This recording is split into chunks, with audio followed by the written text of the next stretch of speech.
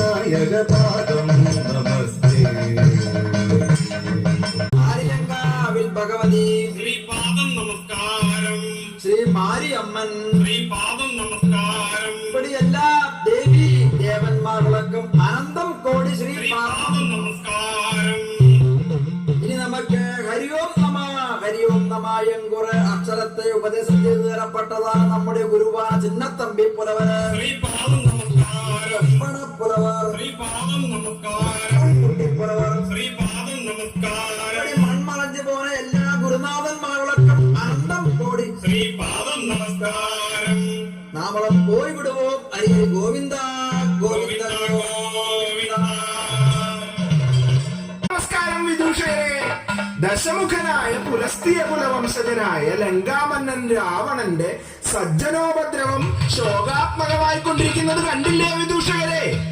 ദുഷ്ടന്മാർ ചെയ്തു വരുന്ന സജ്ജനോപദ്രവം ഋഷീശ്വരന്മാർ നടത്തി വരുന്ന യാഗം, ജപം, തപം ഇതുകളെല്ലാം മുടക്കി വരുന്നു. അതുകൊണ്ട് ഭൂമിദേവി ദുഷ്ടന്മാരുടെ ഭൂഭാരം സഹിക്കാതെ ഗോരൂപമെടുത്ത് ഈ ലോകത്തിൽ സ്തനഹാദികളായ മഹിഷിമാരോടുകൂടി സങ്കടം അറിയിച്ചു കഴിഞ്ഞു. ഇന്ദ്രാദിദേവന്മാരെയും കൂട്ടി സത്യലോകത്ത് ബ്രഹ്മദേവന്മാരെ കണ്ട് സങ്കടം പറയുന്നു.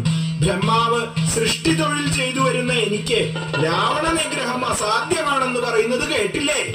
ബ്രഹ്മാദിദേവന്മാർ ചേർന്ന് സംഹാരമൂർത്തിയായ പരമേശ്വരനെ കണ്ട് സങ്കടമുണർത്തിക്കുകയാണ്.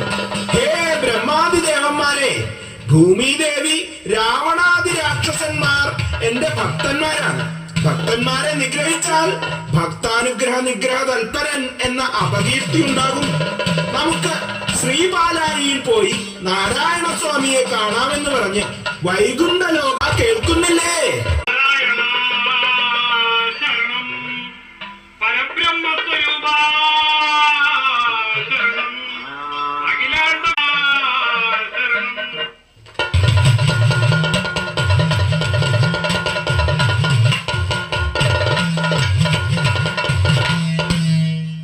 നാരായണസ്വാമി എന്ത് പരിഹാരമാണ് കാണുവാൻ പോകുന്നത്? അദ്ദേഹം ശിവബ്രഹ്മാദി ദേവന്മാരെ നോക്കി പറയുന്നു, ഞാൻ ഭൂതം ഭാവി വർത്തമാനങ്ങളെ സുവ്യക്തമായി കാണുന്നു. നിങ്ങൾ ഭയപ്പെടേണ്ട. ഞാൻ അയോധ്യാപതിയായ ഇക്ഷാകു മുതൽ 101 രാജാക്കന്മാർ ഭരിച്ചു വരുന്ന രാജാവായ ദശരഥ മഹാരാജാവിന്റെ പുത്രൻ